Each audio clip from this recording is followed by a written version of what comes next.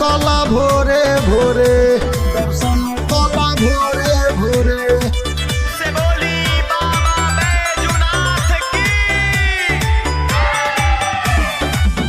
चला शिव के दर्शन भोरे भोरे। भोला जी से हमारा ये बायासा होई दर्शन भौजी हो खना निराशा